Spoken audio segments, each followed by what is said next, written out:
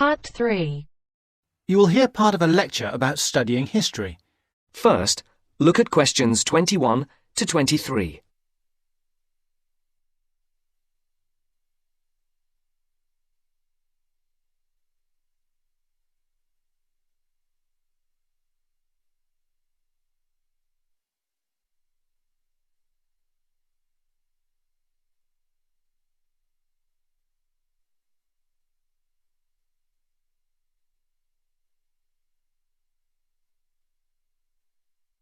As you listen, answer the questions. Good morning, everybody. I'd like to begin this term's lectures with a discussion of the various sub-disciplines in history. Before I do that, though, can I refer you to the handout you picked up on the way in?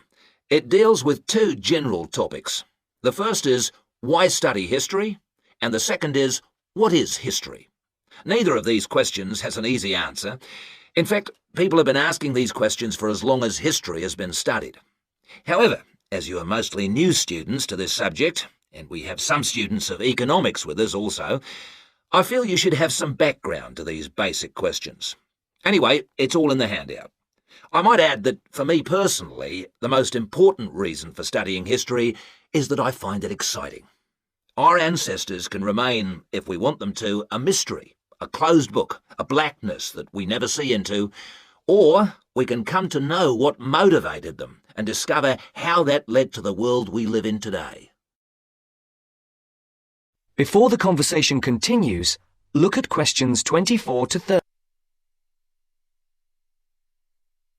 Now listen to the second part of the discussion. You who have chosen to pursue the study of history are very fortunate. This is a time when we can talk not just about history, but histories.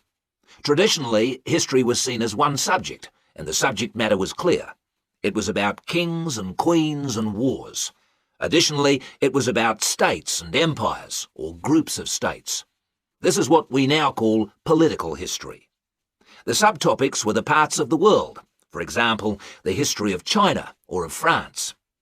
History has moved on somewhat, and we can learn a lot about current views of history by looking at the proposed lecture topics in our leading universities. In fact, you'll see that even the simplest definition of history, that it is about what happened in the past, is up for grabs. Some of the more, how shall I put it, progressive areas of study are as much about what should happen in the future. One example of this is the field of postmodern history. Likewise, feminist history looks at the past to make sure the future will be different, and it uses the past to assist in its efforts to make the future as it wants it to be.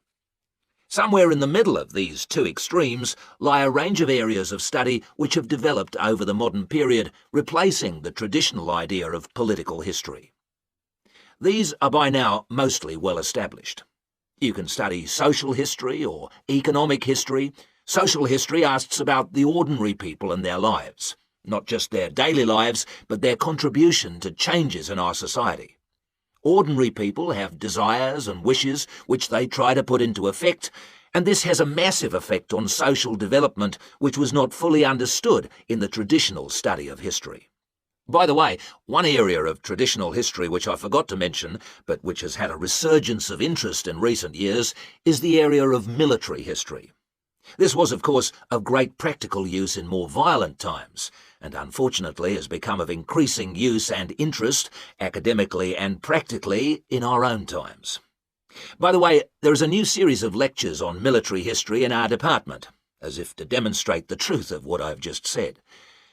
Ethnic and multicultural history are further examples of kinds of history which, like social history, differ from the traditional forms.